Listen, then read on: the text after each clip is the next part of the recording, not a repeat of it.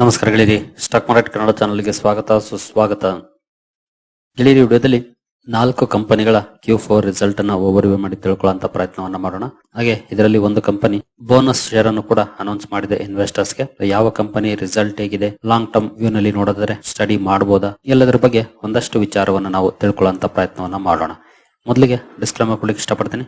ಇಲ್ಲಿ ಕವರ್ ಮಾಡ್ತಿರುವಂತ ಯಾವುದೇ ಸ್ಟಾಕ್ ಅನ್ನು ಕೂಡ ರೆಕಮೆಂಡ್ ಮಾಡೋದಿಲ್ಲ. ನೀವು ಫರ್ದರ್ ಸ್ಟಡಿ ಮೆಡಿಟೇಷನ್ ತಗೊಳ್ಬಹುದು. ಆಸ್ ಎ ಎಜುಕೇಶನಲ್ ಪರ್ಪಸ್ ನಾನು ಈ ವಿಡಿಯೋ ಮುಂದೆ ತರ್ತಾ ಇದ್ದೀನಿ.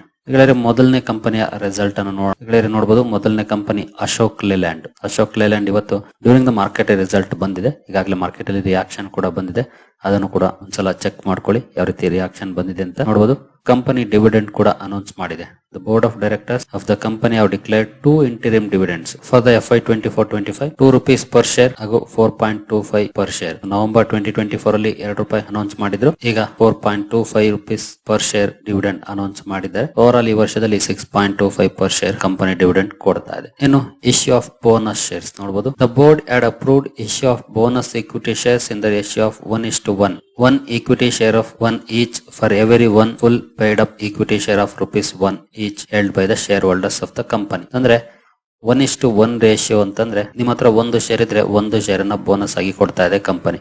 ಇನ್ ಕೇಸ್ ನಿಮ್ಮ ಹತ್ರ 10 ಶೇರ್ ಇದ್ರೆ 10 ಶೇರ್ಗಳು ಬೋನಸ್ ಆಗಿ ಸಿಗುತ್ತೆ. 100 ಶೇರ್ ಇದ್ರೆ 100 ಶೇರ್ಗಳು ಬೋನಸ್ ಆಗಿ ಸಿಗುತ್ತೆ. 1000 ಇದ್ರೆ 1000 ಶೇರ್ಗಳು ಸಿಗುತ್ತೆ. ಅಂದ್ರೆ ಡಬಲ್ ಆಗುತ್ತೆ. 10 20 ಆಗುತ್ತೆ, 100 200 ಆಗುತ್ತೆ, 500 1000 ಆಗುತ್ತೆ, 1000 2000 ಆಗುತ್ತೆ. ಈ ರೇಷಿಯೋದಲ್ಲಿ ಕಂಪನಿ ಬೋನಸ್ ಶೇರ್ ಅನ್ನ ಅನೌನ್ಸ್ ಮಾಡಿದೆ. ಜೊತೆಗೆ ರೆಕಾರ್ಡ್ ಡೇಟ್ ಅನ್ನ ಮುಂದಿನ ದಿನಗಳಲ್ಲಿ ಅನೌನ್ಸ್ ಮಾಡುತ್ತೆ. ಯಾಕಂದ್ರೆ ಶೇರ್ ಹೋಲ್ಡರ್ಸ್ ಅಪ್ರೂವಲ್ ಬೇಕಾಗುತ್ತೆ. ಶೇರ್ ಹೋಲ್ಡರ್ಸ್ ಅಪ್ರೂವಲ್ ತಗೊಂಡ್ಮೇಲೆ ಕಂಪನಿ ರೆಕಾರ್ಡ್ ಡೇಟ್ ಅನ್ನ ಅನೌನ್ಸ್ ಮಾಡುತ್ತೆ. 1:1 ಬೋನಸ್ ಶೇರ್ ಕಂಪನಿ ಅನೌನ್ಸ್ ಮಾಡಿದೆ. ಇನ್ನು ರಿಸಲ್ಟ್ ಹೇಗಿದೆ ನೋಡೋಣ. ನಮ್ಗೆ ಅದು ತುಂಬಾನೇ ಇಂಪಾರ್ಟೆಂಟ್ ಆಗುತ್ತೆ. ಬೋನಸ್ ಕೊಡೋದ್ರ ಜೊತೆ ರಿಸಲ್ಟ್ ಕೂಡ ಚೆನ್ನಾಗಿರ್ಬೇಕಾಗುತ್ತೆ. ಕಂಪನಿಯ ಕನ್ಸಾಲಿಡೇಟೆಡ್ ನಂಬರ್ಸ್ ಇರುವಂತಹ ಪೇಜ್ ಅನ್ನ ನಾನೀಗ ಓಪನ್ ಮಾಡಿದೀನಿ. ಇಲ್ಲಿ ಮೆನ್ಷನ್ ಮಾಡಿರುವಂತ ನಂಬರ್ಸ್ ನೋಡಬಹುದು, ಕೋಟಿಗಳಲ್ಲಿದೆ. ಸೀಕ್ವೆನ್ಸ್ ನೋಡಬಹುದು, ಮಾರ್ಚ್ 2024, ಡಿಸೆಂಬರ್ 2024, ಮಾರ್ಚ್ 2025 ಇದೆ. ಕಂಪನಿಯ ಟೋಟಲ್ ಇನ್ಕಮ್ ಅನ್ನ ನೋಡಿದ್ರೆ ಈ ರೋ ನಲ್ಲಿ ಹಿಂದಿನ ವರ್ಷ ನೋಡಬಹುದು 13,613 ಕೋಟಿ ಇತ್ತು. ಹಿಂದಿನ ಕ್ವಾರ್ಟರ್ಲಿ 12,050 ಕೋಟಿ ಇತ್ತು. ಈಗ 14,817 ಕೋಟಿ ಆಗಿದೆ. ಇಯರ್ಲಿ ಅಪ್ ಆಗಿದೆ ಪರ್ಫಾರ್ಮೆನ್ಸ್, ಹಾಗೆ ಕ್ವಾರ್ಟರ್ಲಿ ಕೂಡ ಅಪ್ ಆಗಿದೆ performance. Overall income wise company ಒಳ್ಳೆ ಪರ್ಫಾರ್ಮೆನ್ಸ್ ಅನ್ನು ಮಾಡಿದೆ. ಇಯರ್ಲಿ ಕ್ವಾರ್ಟರ್ಲಿ 2 ಕಡೆ ಅಪ್ ಆಗಿದೆ. ನಂತರ ಟೋಟಲ್ ಎಕ್ಸ್ಪೆನ್ಸಸ್ ನೋಡಬಹುದು. ಹಿಂದಿನ ವರ್ಷ 12,037 ಕೋಟಿಯನ್ನ ಖರ್ಚು ಮಾಡಿತ್ತು ಕಂಪನಿ. ಹಿಂದಿನ ಕ್ವಾರ್ಟರ್ಲಿ 10,937 ಕೋಟಿ, ಈಗ 13,097 ಕೋಟಿಯನ್ನ ಖರ್ಚು ಮಾಡಿದೆ. ಇನ್ಕಮ್ ಜಾಸ್ತಿ ಆದಾಗೆ ಎಕ್ಸ್ಪೆನ್ಸಸ್ ಕೂಡ ಜಾಸ್ತಿ ಆಗಿದೆ. ಇನ್ಕಮ್ ಇಂದ ಎಕ್ಸ್ಪೆನ್ಸಸ್ ಕಳೆದ್ರೆ ನಮಗೆ ಪಿಬಿಟಿ ಸಿಗುತ್ತೆ. ಪಿಬಿಟಿ ನೋಡಬಹುದು, 1,576 ಕೋಟಿ ಇತ್ತು ಹಿಂದಿನ ವರ್ಷ.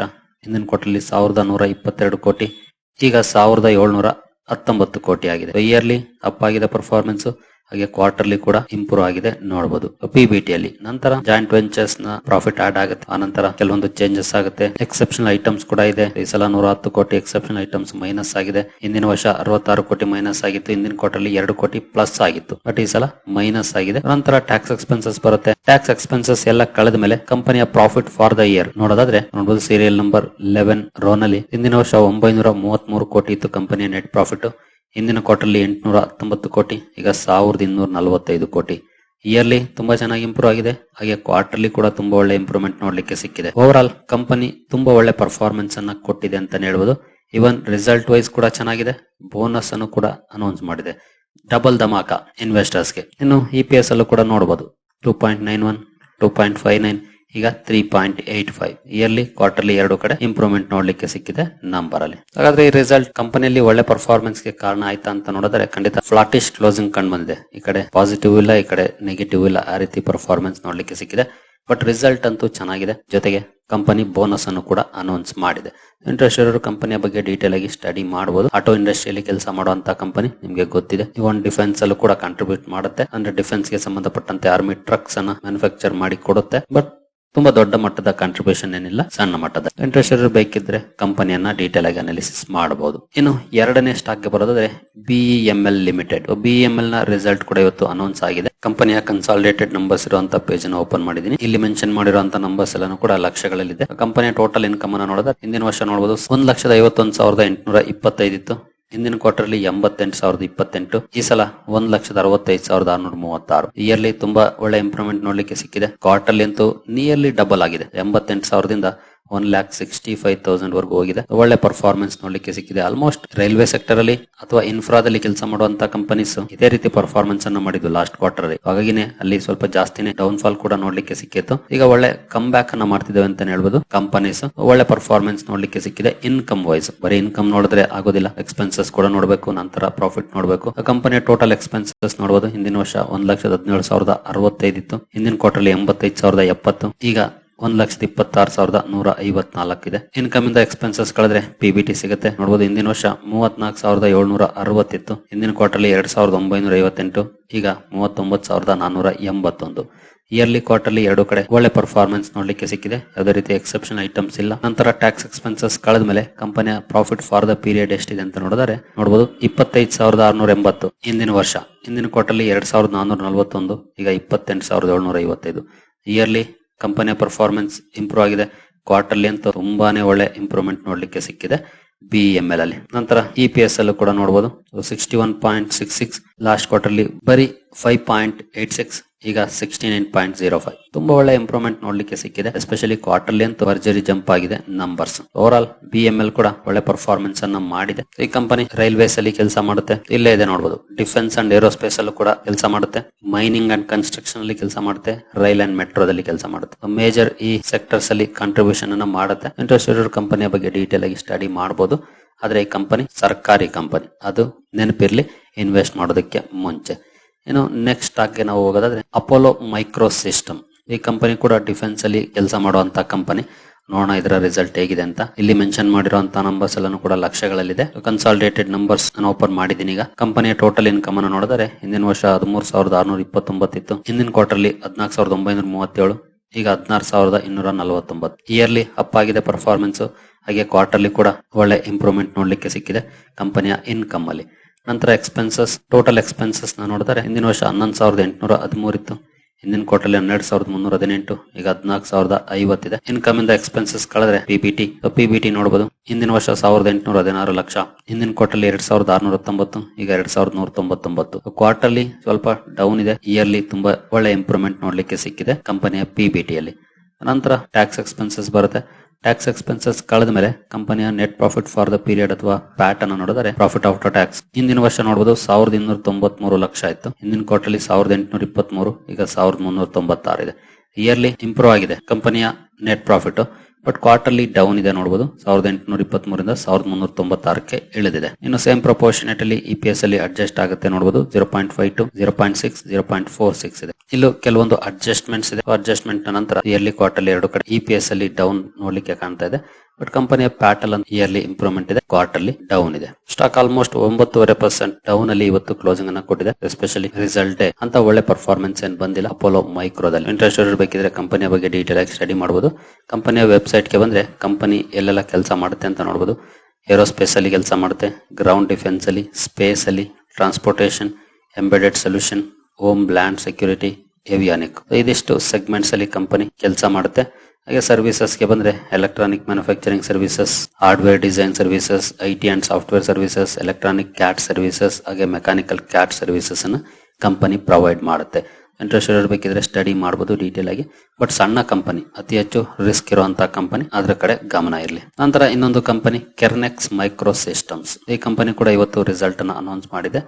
ರಿಸಲ್ಟ್ ಅನ್ನು ನೋಡೋಣ. ಕಂಪನಿಯ ಕನ್ಸಾಲಿಡೇಟೆಡ್ ನಂಬರ್ ಇರುವಂತ ಪೇಜ್ ಅನ್ನು ಓಪನ್ ಮಾಡಿದೀನಿ. ಈ ನಂಬರ್ಸ್ ಕೂಡ ಲಕ್ಷಗಳಲ್ಲಿದೆ ನೋಡಬಹುದು. ಸೀಕ್ವೆನ್ಸ್ ನೋಡಬಹುದು. ಮಾರ್ಚ್, ಡಿಸೆಂಬರ್, ಮಾರ್ಚ್ ಇದೆ. ಕಂಪನಿಯ ಟೋಟಲ್ ಇನ್ಕಮ್ ಅನ್ನು ನೋಡಿದರೆ ಹಿಂದಿನ ವರ್ಷ ನೋಡಬಹುದು 899 ಇತ್ತು. ಹಿಂದಿನ ಕ್ವಾರ್ಟರ್ಲಿ 3,713. ಈಗ 8,369 ಇದೆ. ತುಂಬಾ ಒಳ್ಳೆ ಜಂಪ್ ಕಂಡು ಬಂದಿದೆ ಕಂಪನಿಯ ಇನ್ಕಮ್ ಅಲ್ಲಿ. ಅಂದ್ರೆ ಮೋರ್ ದನ್ ಡಬಲ್ ಆಗಿದೆ ಕ್ವಾರ್ಟರ್ಲಿ ಅಂತೂ. ಇಯರ್ಲಿ ಅಂತೂ ಆಲ್ಮೋಸ್ಟ್ 9 ಟೈಮ್ಸ್ ಇಂಪ್ರೂವ್ ಆಗಿದೆ ನಂಬರ್ಸ್. ನಂತರ ಎಕ್ಸ್ಪೆನ್ಸಸ್ ಹಿಂದಿನ ವರ್ಷ ನೋಡಬಹುದು 2,231 ಲಕ್ಷವನ್ನ ಖರ್ಚು ಮಾಡಿತ್ತು ಕಂಪನಿ. ಹಿಂದಿನ ಕ್ವಾರ್ಟರ್ಲಿ 3,006. ಈಗ 6,849. ಇನ್ಕಮ್ ಜಾಸ್ತಿ ಆದಾಗೆ ಎಕ್ಸ್ಪೆನ್ಸಸ್ ಕೂಡ ಜಾಸ್ತಿ ಆಗಿದೆ. ಇನ್ಕಮ್ ಇಂದ ಎಕ್ಸ್ಪೆನ್ಸಸ್ ಕಳೆದ್ರೆ ನಮಗೆ PBT ಸಿಗುತ್ತೆ. PBT ನೋಡಬಹುದು. ಕಂಪನಿಯ ಪ್ಯೂರ್ ಪ್ರಾಫಿಟ್ ಇದು. ಹಿಂದಿನ ವರ್ಷ 1,331 ಲಕ್ಷ ಲಾಸ್ ಇತ್ತು. ಹಿಂದಿನ ಕ್ವಾರ್ಟರ್ಲಿ 707 ಲಕ್ಷ ಪ್ರಾಫಿಟ್. ಈಗ 1,520 ಆಗಿದೆ. ಕ್ವಾರ್ಟರ್ಲಿ ಡಬಲ್ ಆಗಿದೆ ಅಥವಾ ಮೋರ್ ದನ್ ಡಬಲ್ ಆಗಿದೆ ಕಂಪನಿಯ PBT. ಇಯರ್ಲಿ ಅಂತೂ ಇನ್ನೂ ಒಳ್ಳೆ ಪರ್ಫಾರ್ಮೆನ್ಸ್ ಇದೆ. ಯಾಕಂದ್ರೆ ಹಿಂದಿನ ವರ್ಷ ಲಾಸ್ ಅಲ್ಲಿದ್ದಂತ ಕಂಪನಿ ಈಗ ಪ್ರಾಫಿಟ್ ಗೆ ಬಂದಿದೆ. ಇನ್ನು ಟ್ಯಾಕ್ಸ್ ಎಕ್ಸ್ಪೆನ್ಸಸ್ ಬರುತ್ತೆ. ಟ್ಯಾಕ್ಸ್ ಎಕ್ಸ್ಪೆನ್ಸಸ್ ನಂತರ ಕಂಪನಿಯ ನೆಟ್ ಪ್ರಾಫಿಟ್ ಅಥವಾ ಲಾಸ್ ಫಾರ್ ದ ಪೀರಿಯಡ್ ಅನ್ನು ನೋಡಿದರೆ ಇಲ್ಲಿ ನೋಡಬಹುದು ಹಿಂದಿನ ವರ್ಷ 1867 ಮೈನಸ್ ಇತ್ತು, ಲಾಸ್ ಅಲ್ಲಿ ಇತ್ತು ಕಂಪನಿ. ಹಿಂದಿನ ಕ್ವಾರ್ಟರ್ 713 ಪ್ರಾಫಿಟ್ ಅಂದ್ರೆ 713 ಲಕ್ಷ ಅಂದ್ರೆ 7 ಕೋಟಿ. ಈಗ 3253 ಲಕ್ಷ ಅಂದ್ರೆ 32 ಕೋಟಿ ಪ್ರಾಫಿಟ್ ಅನ್ನ ರಿಪೋರ್ಟ್ ಮಾಡಿದೆ ಕಂಪನಿ ನೋಡಬಹುದು. ಇಲ್ಲಿ ಆಕ್ಚುಲಿ ಟ್ಯಾಕ್ಸ್ ಅಡ್ಜಸ್ಟ್ಮೆಂಟ್ ಆಗಿದೆ. ಡೆಫರ್ಡ್ ಟ್ಯಾಕ್ಸ್ ನೋಡಬಹುದು 1732 ಕೋಟಿ ಪ್ಲಸ್ ಆಗಿದೆ.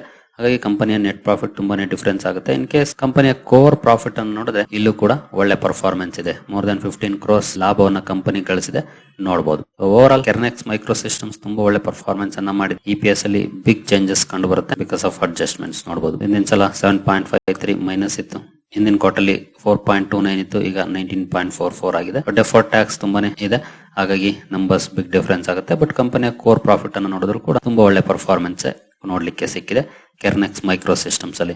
ಈ ಕಂಪನಿ ಎಲ್ಲಿ ಕೆಲಸ ಮಾಡುತ್ತೆ ಅಂತ ನೋಡಿದ್ರೆ ಕಂಪನಿಯ ವೆಬ್ಸೈಟ್ ಗೆ ಬಂದ್ರೆ ನಿಮಗೆ ಗೊತ್ತಾಗುತ್ತೆ. ಪ್ರಾಡಕ್ಟ್ಸ್ ಗೆ ಬಂದ್ರೆ ನೋಡಬಹುದು train protection system, level crossing protection, yard protection system, information system. ಈ ಸೆಗ್ಮೆಂಟ್ ಅಲ್ಲಿ ಕೆಲಸ ಮಾಡುತ್ತೆ. ಅಂದ್ರೆ ರೈಲ್ವೇಸ್ ಅಲ್ಲಿ ಕೆಲಸ ಮಾಡುವಂತ ಕಂಪನಿ.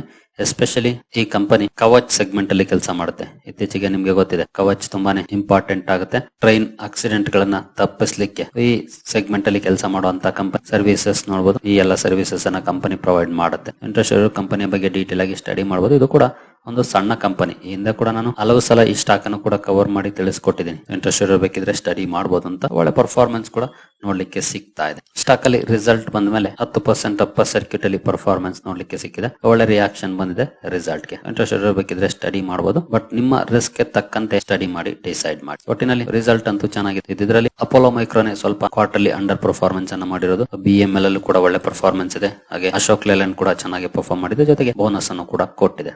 ಸರಿ ಗೆಳೆಯರೆ, ಈ ವಿಡಿಯೋ ನಿಮಗೆ ಇಷ್ಟ ಆಗಿದೆ ಅಂದ್ಕೊಳ್ತೀನಿ. ಮುಂದಿನ ವಿಡಿಯೋದಲ್ಲಿ ಸಿಗೋಣ. ಅಲ್ಲಿವರೆಗೂ ಜೈ ಹಿಂದ್, ಜೈ ಕರ್ನಾಟಕ.